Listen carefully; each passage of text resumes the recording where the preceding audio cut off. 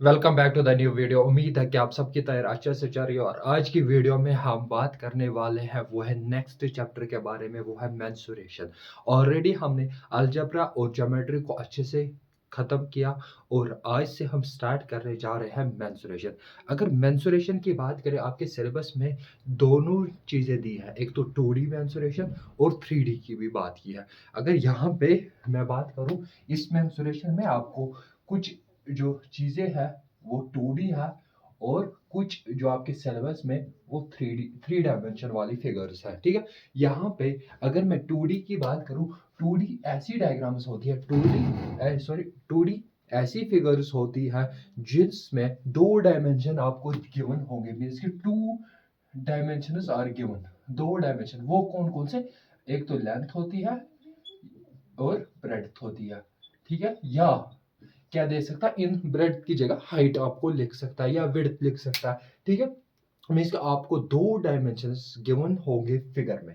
ठीक है, 3 डायमेंशंस की अगर बात करें, नाम से ही पता चला, मीन्स कि आपको लेंथ हो, ब्रेड्थ हो या हाइट हो, तीनों चीजें क्या होगी, गिवन होगी। ठीक है, यहाँ पे इसके बगैर अगर मैं इसमें और थोड़ा सा कि करूं क्लासिफाई, 2D फिगर्स ऐसी फिगर्स होती है जो इनमें एजेस प्रेजेंट होती है। मीन्स कि जो ऐसी फिगर्स जो लाइन से बन जाती है। मीन्स कि अगर हम एंड एक फिगर होगी, ठीक है, एग्जाम्पल एग्जाम्पल में अगर ये लो, मैंने एक रेक्टेंगल लिया, ये 2 डायमेंशन फिगर है। कैसे है? इसमें लेंथ होती है और ब्रेड्थ, मीन्स कि 2 ही डायमेंशन है, तो 2 डायमेंशन फिगर मैंने एक रेक्टेंगल बोला। ठीक है, चलो ये एक रेक्टेंगल है। अगर मैं इसको यहां से एंड की तरफ जाऊं तो मैं एक एज से टकराऊंगा या मैं एक लाइन से टकराऊंगा। किससे एंड होगा? यहाँ पे अगर मैं यहाँ से यहाँ की तरफ जाऊंगा तो मैं एक लाइन या एज से टकराऊंगा। वही अगर मैं बात करूं किसकी, 3 डायमेंशन फिगर्स की। 3 डायमेंशन फिगर्स जैसे ये मार्कर या जो मेरे हाथ में सिलेंडर शेप में, तो अगर मैं इसमें, ठीक है, हाथ अंदर ये हॉलो है, तो अगर मैं इसमें हाथ डालूं तो फिर मैं एंड की तरफ जाऊं तो मैं किससे टकराऊं? मैं एज से नहीं, साइड लाइन से नहीं टकराऊंगा, मैं एक सरफेस से टकराऊंगा। मीन्स कि ये क्या है, ये जो है ये एक सरफेस होगा बाहर। ठीक है, मैं ये सरफेस से टकराऊंगा। ठीक है, इस टाइप की फिगर्स को क्या बोलते हैं, 3 डायमेंशन। जिसमें एजेस या जो फिगर्स लाइन से बनती है उनको 2 डायमेंशन फिगर्स कहते हैं, और जिनमें एजेस प्रेजेंट नहीं होती है उनको 3 डायमेंशन फिगर्स कहते हैं। ठीक है, यहाँ पे ये चीजें आपको क्लियर हुई होगी। 2 डायमेंशन कौन सी फिगर्स होती है, 3 डायमेंशन किस टाइप की फिगर हो। अगर मैं यहाँ पे बात करूं, यहाँ पे हमें दो चीजों का पता होनी चाहिए। एक, हमें क्वेश्चन में पेरीमीटर की बात होगी और हमें एरिया की बात होगी। यहाँ पे देखो, यहाँ पे पेरीमीटर की क्यों बात होगी? रीजन इज दैट कि यहाँ पे एजेस प्रेजेंट है। यहाँ पे अगर एजेस प्रेजेंट है, पेरीमीटर का कोई कॉन्सेप्ट यहाँ पे नहीं होगा। यहाँ पे खाली सरफेस एरिया का कॉन्सेप्ट, जिसको सिंपली एरिया भी बोलते हैं, और वॉल्यूम का कॉन्सेप्ट होगा।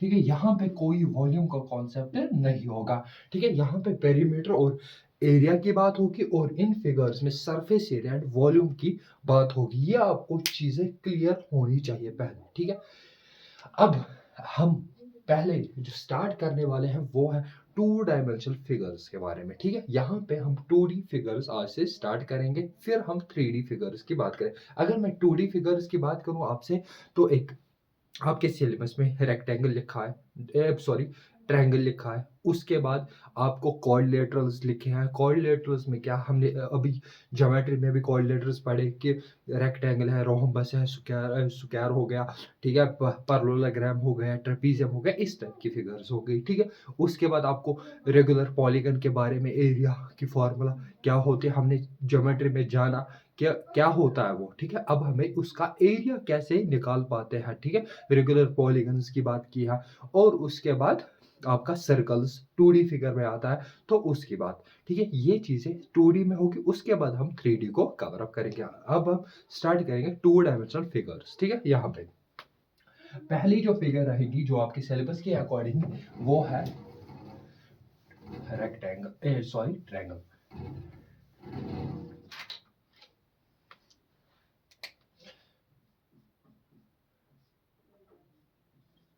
ट्रायंगल। ट्रायंगल अगर मैं ट्रायंगल की यहाँ पे बात करूं आपसे, मैंने ऑलरेडी ज्योमेट्री में इसकी ज्योमेट्री मीन्स कि मैंने इसकी क्लासिफिकेशन की है कि हम कैसे कितने टाइप के साइड्स के बेस पे और एंगल्स के बेस पे ऑलरेडी हमने इसको क्लासिफाई किया। यहाँ पे हम किसकी बात अब करेंगे, मेंसुरेशन में हम खाली का खाली एरिया पे फोकस करेंगे, ठीक है, एरिया और पेरीमीटर पे फोकस करेंगे, ठीक है। यहाँ पे किस टाइप के क्वेश्चन, ज्योमेट्री में हमने एंगल्स की बात की थी, वो हमने कवर अप किया है ऑलरेडी, ठीक है। अब यहाँ पे ट्रायंगल की अगर मैं बात करूं, दो फॉर्मूले या मेन जो आपने बचपन से सुनते आ रहे हो, एरिया ऑफ ट्रायंगल अगर मैं किसी को भी बोलूं, area of triangle A B C means कि ये एक ट्रायंगल है,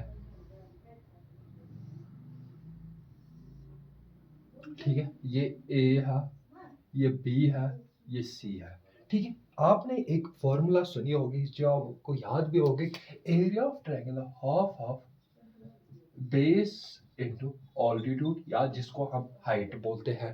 अब यहाँ पे इस फॉर्मूला में क्या है बेसिक नॉलेज जो आपको पता होनी चाहिए। अगर मैं इस ट्रायंगल पे आपको बोलूं कि इसका मुझे एरिया कैलकुलेट करके दो, ठीक है, आप बोलो कि सर यहाँ तो कंफ्यूजन है, बेस किसको ले, ऑल्टीट्यूड किसको ले, यहाँ तो ऑल्टीट्यूड पता ही नहीं है। तो अब यहाँ पे ये जो बेस है, बेस कैसे डिसाइड होता है, बेस होता है डिसाइड किसके ऊपर, वो करता है डिपेंड ऑल्टीट्यूड पे। ऑल्टीट्यूड मीन्स के हाइट या परपेंडिकुलर ट्रायंगल में होना चाहिए परपेंडिकुलर बेस पे, क्या जो ऑल्टीट्यूड है वो होना चाहिए परपेंडिकुलर किस पे, बेस पे, ठीक है, उससे हम बेस लेते हैं, ठीक है। यहाँ पे परपेंडिकुलर नहीं है तो मैं यहाँ पे अगर मैं परपेंडिकुलर डालूं एडी, AD परपेंडिकुलर है BC, मीन्स कि यहाँ पे फॉर्मूला बन गई हाफ ऑफ बेस को मैं अभी फिलहाल नहीं लिख रहा, ऑल्टीट्यूड किसके बराबर है, परपेंडिकुलर मीन्स का हाइट AD। अब बेस किसको डिसाइड किया जाएगा, मैंने क्या बोला, जो ऑल्टीट्यूड होना चाहिए जिस पे वो 90 डिग्री है उसी साइड को क्या लिया जाता है, बेस, यही ध्यान रखना।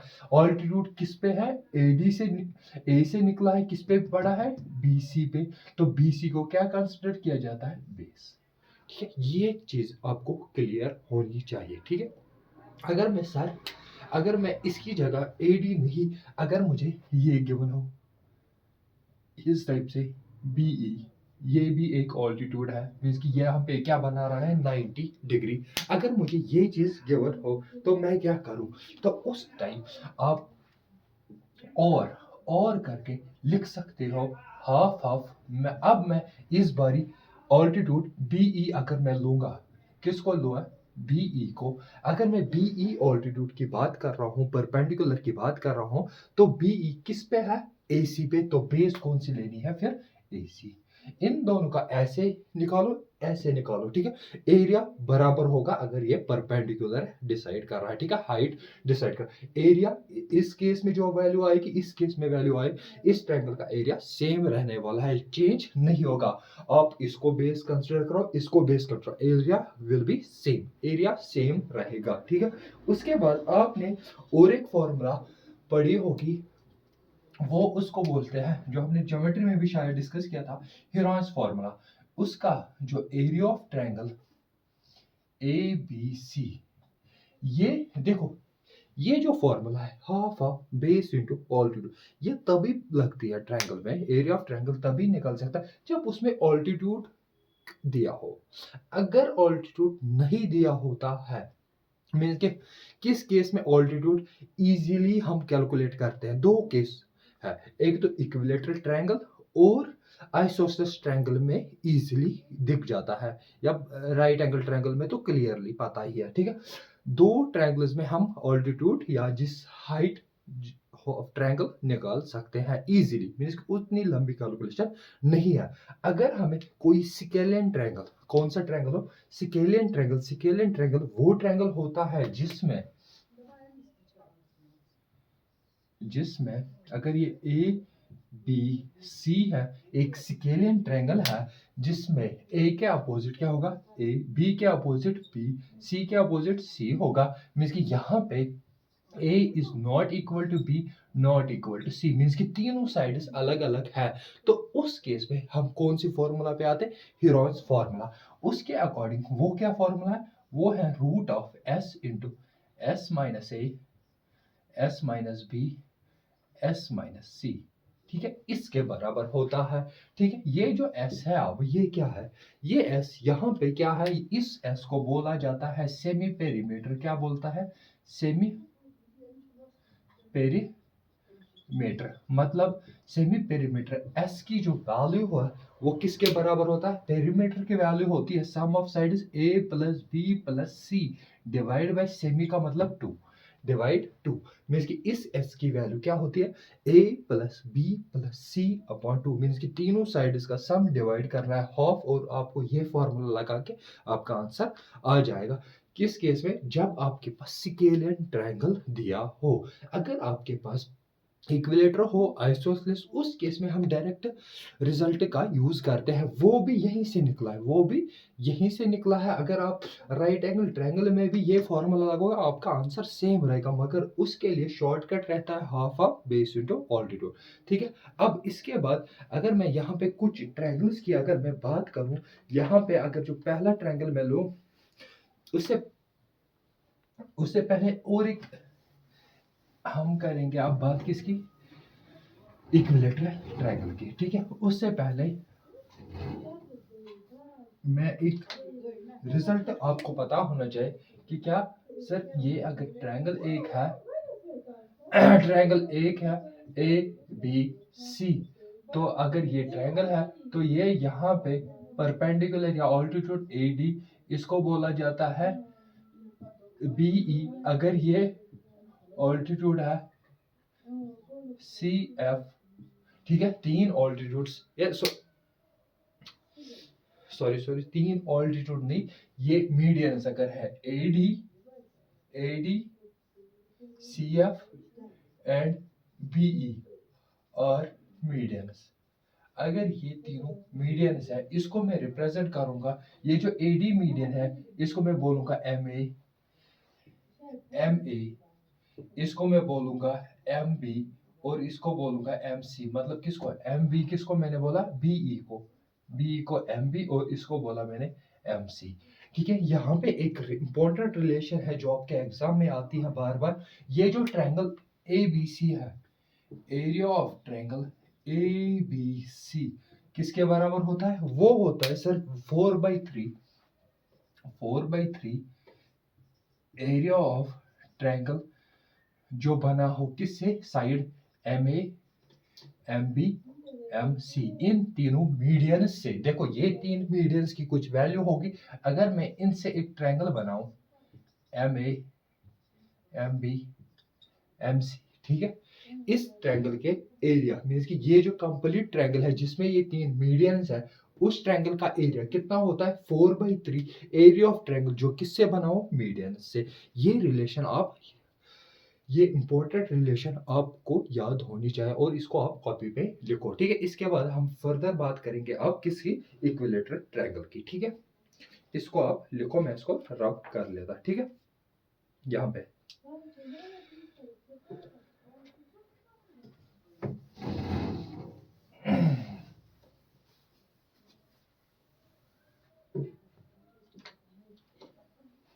कौन से ट्रायंगल के? अब इक्विलेटरल ट्रायंगल, इक्विलेटरल ट्रायंगल की मैं बात करूं। इक्विलेटरल ट्रायंगल वो ट्रायंगल होता है जिसके तीनों साइड्स क्या होते हैं? बराबर। ठीक है, तीनों साइड्स क्या है? बराबर। ये ए है, ये ए है, ये भी क्या रहेगा? ए। इसके अगर ए बी सी एक इक्विलेटरल ट्रायंगल है, इसके तीनों साइड्स क्या होंगे? बराबर, और तीनों एंगल्स का सम 180 और हर एक एंगल कितना होगा? 60 60 60। ये चीजें हमें ऑलरेडी पता है। अगर मैं इस ट्रायंगल का एरिया निकालना चाहूँ, ठीक है, अगर मैं इस ट्रायंगल का एरिया अगर जैसे आप इसको हीरोन्स फॉर्मूला लगाओ, ठीक है, वहां से एक रिलेशन निकलेगा लास्ट में, √3/4 a²। किसके बराबर है? √3/4 a²। ये किसका एरिया है? Area of equilateral triangle. ठीक है। ए क्या रिप्रेजेंट करेगा, side of an equilateral triangle, side of an equilateral triangle. Area of equilateral triangle √3/4 a square के बराबर होगा। ठीक है, इसके ठीक, अब ये हो गया क्लियर। ठीक है, इसके बाद यही एरिया, ये जो √3/4 है इंटू ए स्क्वायर है, it is also equal to किसके बराबर होगा, अगर मैं यहाँ पे एक एडी परपेंडिकुलर डालता है या जिसको ऑल्टीट्यूड बोलते हैं h, इसकी हाइट होती, तो वो किसके बराबर होता, also equal to half of base. Base किसके बराबर है, बेस है BC, मींस कि उसकी वैल्यू क्या है a इंटू ऑल्टीट्यूड क्या है h। ठीक है, ये ऐसे निकालो, ये जो रिजल्ट है ये हीरोल्स फार्मूला का आया है। ठीक है, उसके बाद मैंने क्या बोला, आप हीरोल्स फार्मूला से निकालो या इससे निकालो, ये h, ठीक है, half of base into altitude के भी बराबर होगा, दोनों रिजल्ट बराबर होंगे। तो यहाँ पे h एक रिलेशन निकल के आएगी, h equal to √3/4 into a square, ये 2 उधर जाएगा और ये a डिवाइड जाएगा, ये a एक कैंसल और 2 यहाँ पे 2 कैंसल, h इक्वल टू यहाँ से एक रिलेशन आ गई किसके, साइड के बीच में और ऑल्टीट्यूड के बीच में, √3/2 a। ये मोस्ट इंपॉर्टेंट रिलेशन है किसके, इस इक्विलेटरल ट्रायंगल में। ठीक है, ये important relation, h equal to √3/2 into a क्या रिप्रेजेंट करता है, side of an equilateral triangle. ये h क्या है, ये h है ऑल्टीट्यूड या height of an equilateral triangle. ठीक है, इसकी वैल्यू ये रहती है। ठीक है, इस रिलेशन को आप लिखो, तो इसके बाद हम फर्दर इसके बारे में बात करेंगे। ठीक है, यहाँ पे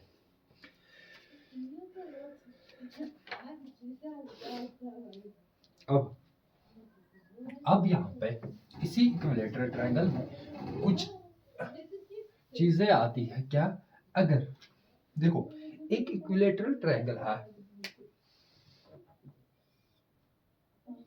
एक इक्विलेटरल ट्रायंगल है, उसमें एक सर्कल इनसाइड है, मींस कि जिसको हम बोलते हैं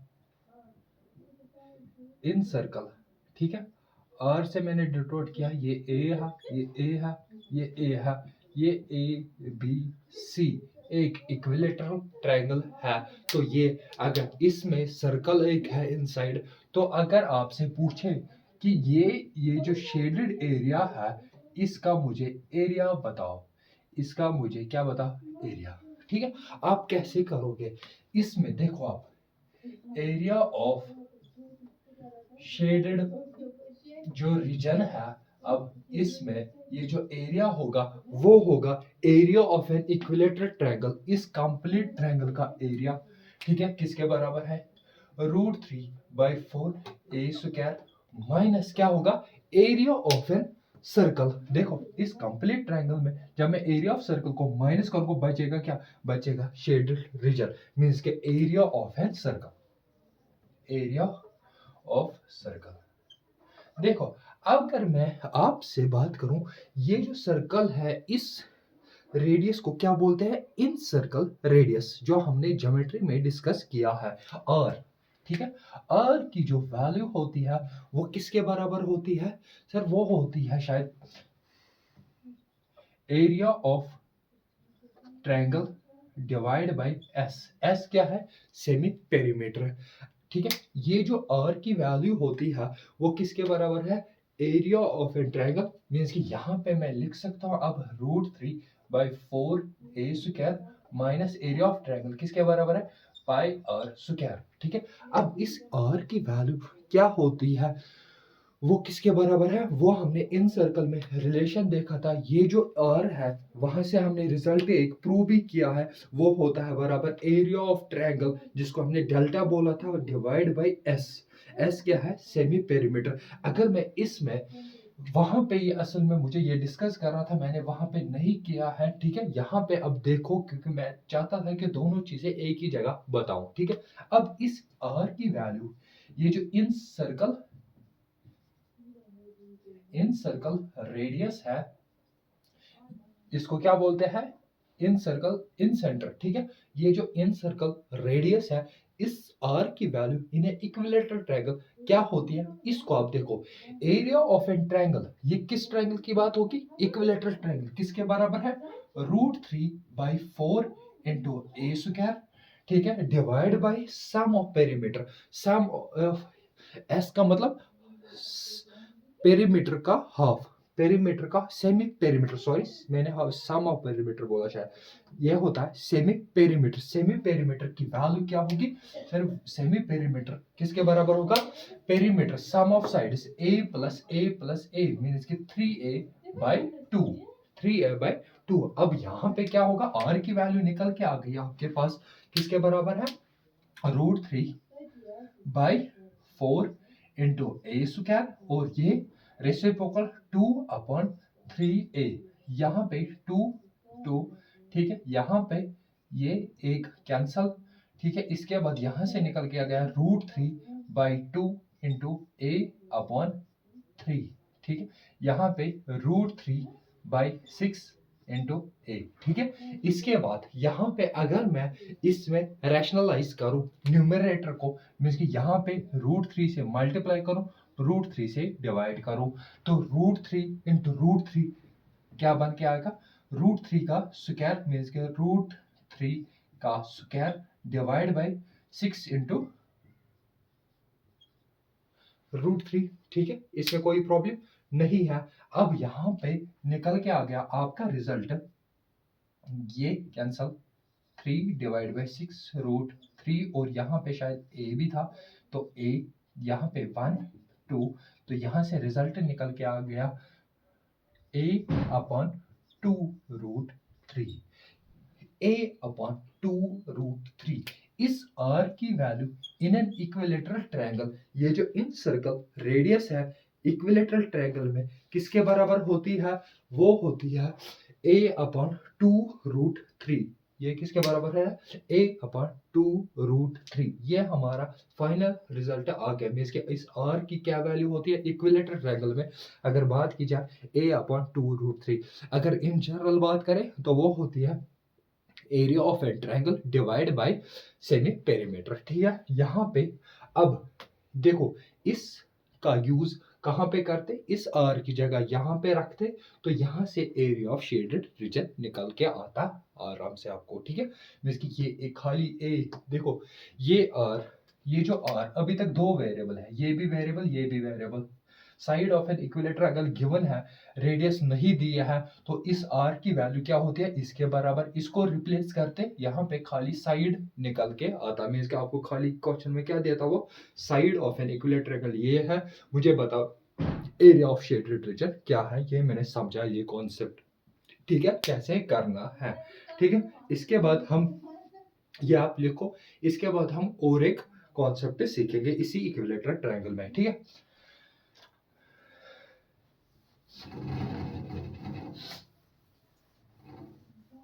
अगर मैं नेक्स्ट कॉन्सेप्ट की बात करूं, अब मैं किसकी बात करूंगा, सरकम रेडियस की बात करूंगा। सरकम रेडियस में क्या होता था सर, अगर इक्विलेटरल ट्रायंगल होगा with 3 sides A A A given है, तो आपको अगर ऐसे सरकम सेंटर मींस कि उसमें क्या होता था, ट्रायंगल इनसाइड है, ठीक है, ये, ठीक है।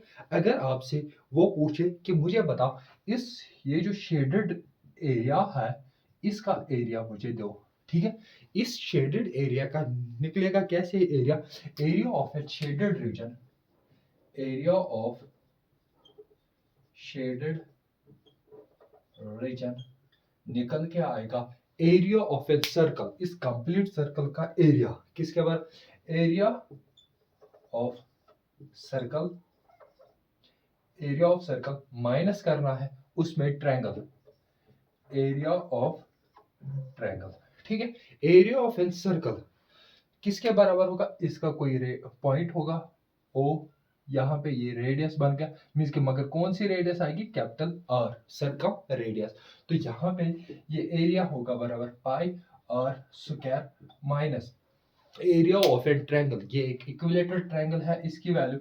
√3/4 ए स्क्वायर, ठीक है। अब यहाँ पे इस r की value in an equilateral triangle, जैसे हमने अभी देखा कि r की स्मॉल r की वैल्यू क्या थी, अब हम किसकी वैल्यू देखेंगे, कैपिटल R की वैल्यू क्या होती है। अगर मैं कैपिटल R की वैल्यू आपसे डिस्कस करूं, यहाँ पे वो होती है बराबर, जब हमने रिलेशन देखा था ABC upon 4 into delta, delta means की एरिया ऑफ ट्रायंगल, ठीक है। ये हमने ऑलरेडी चीजें कवर की थी, ठीक है, उस टाइम। अब ये जनरल रिलेशन है, ये कौन सी रिलेशन है, जनरल, ये किसी भी ट्रायंगल है। अगर हम मैं स्पेशल अब केस कर रहा हूं, कौन सा, इक्विलेटरल ट्रायंगल, इसमें ए बी सी किसके बराबर है, ए मीन्स कि तीनों का मल्टीप्लाई ए किसके बराबर है, a cube by 4 into area of triangle, मगर कौन सा ट्रायंगल, इक्विलेटरल ट्रायंगल, √3/4a², ठीक है। यहाँ पे अब क्या हो जाएगा, यहाँ पे ये 4 और यहाँ का स्क्वायर ये गया, मीन्स के आर की रिलेशन आ गई a/√3 के बराबर, ठीक है। इस आर की जो वैल्यू होती है, सर्कम रेडियस की जो वैल्यू होती है, वो होती है r इक्वल टू a/√3 के बराबर, ठीक है। यहाँ पे इस r को रिप्लेस करते इस वैल्यू के साथ, खाली आपको साइड गिवन होता कि एक इक्विलेटरल ट्रायंगल है, उसमें एक सर्कल बाहर से बनाएगा और पूछेगा आपसे शेडेड एरिया का रीजन आप कैसे निकालते, area of an circle minus area of an triangle, और एरिया ऑफ सर्कल किसके बराबर है, पाई आर स्क्वायर, आर की जगह क्या रखते, a/√3, क्योंकि ये किस कौन सा केस बन गया इस टाइम, सर्कम रेडियस का, ठीक है। ये था कॉन्सेप्ट किसके, इक्विलेटरल ट्रायंगल के, ठीक है। इसके बाद ये आप लिखो, इसके मैं रब कर लेता हूं, ठीक है। इसके बाद मैं और एक कॉन्सेप्ट आपसे डिस्कस करना चाहता हूं कि अगर आपको कभी क्या होता है कि आपको देखो, आपको एक ट्रायंगल है ए बी सी, ए क्या अपोजिट ए, बी क्या अपोजिट बी, और सी क्या अपोजिट सी, ठीक है। आपको क्या देता है कि इस ट्रायंगल का एरिया मुझे बताओ, यहाँ पे एंगल देगा आपको 60 डिग्री या थीटा, ठीक है, जो भी एंगल हो, मीन्स कि इन जनरल अगर हम रखें फिलहाल थीटा।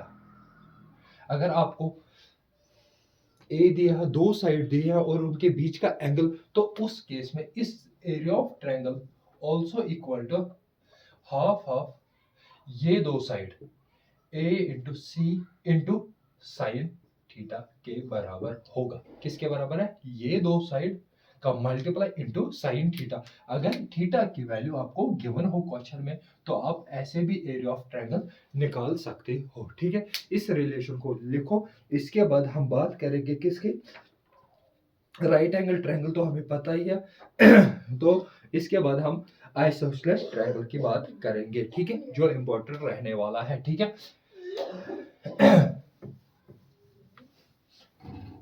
आइसोसेलेस ट्रायंगल की अगर हम बात करें, तो यहाँ पे आइसोसेलेस ट्रायंगल में क्या होता है, उसमें सर एक, अगर ये ए बी सी एक आइसोसेलेस ट्रायंगल है, तो इसमें ये जो दो साइड्स बराबर होती है और ये अनइक्वल होती है, मीन्स कि इक्वल साइड मैंने किसको डिनोट किया, ए से, और अनइक्वल जो साइड है उसको मैंने डिनोट किया किससे, बी से, लेट। ये मगर कौन सा ट्रायंगल है, एन आइसोसेलेस ट्रायंगल, ठीक है। अगर मैं यहाँ पे बात करूं, अगर मैं यहाँ पे एक परपेंडिकुलर डालूं, ठीक है, ये पॉइंट डी है और इसको रिप्रेजेंट करूंगा, इसकी हाइट h है, ठीक है। यहाँ पे ये क्या है, परपेंडिकुलर और एक एंगल बाइसेक्टर भी है, ठीक है। ये एक परपेंडिकुलर है और एंगल बाइसेक्टर भी है, और अगर ये एंगल बाइसेक्टर, तो ये साइड बाइसेक्टर भी है, तो ये इस दो साइड्स को भी क्या कर रहा होगा, दो इक्वल हिस्से, मीन्स कि ये होगा b/2 और ये क्या होगा, b/2। अगर ये कंप्लीट b था, ये तो हाफ होगा। तो अगर मैं in triangle A B D की बात करूं, ए बी डी की बात करूं, ठीक है, इस छोटे ट्रायंगल की बात करूं, इसमें सर अगर यहाँ पे परपेंडिकुलर, तो इसके अपोजिट हाइपोटेन्यूज का स्क्वायर इक्वल टू हो जाएगा बेस स्क्वायर b/2 का स्क्वायर प्लस हाइपोटेन्यूज का स्क्वायर, इसमें कोई शक नहीं है। तो अगर मैं इस h की वैल्यू आपसे पूछूं तो ये a स्क्वायर ये minus B square upon 4 equal to h square हो जाएगी। ठीक है, यहाँ पे इस h की वैल्यू हो गई हमारे पास रूट ऑफ ए स्क्वायर मगर 4a square minus B square upon 4। ठीक है, इस h की वैल्यू क्या हो गई 4a square minus B square क्योंकि क्रॉस मल्टीप्लाई किया है। ठीक है, डिवाइड बाय 4।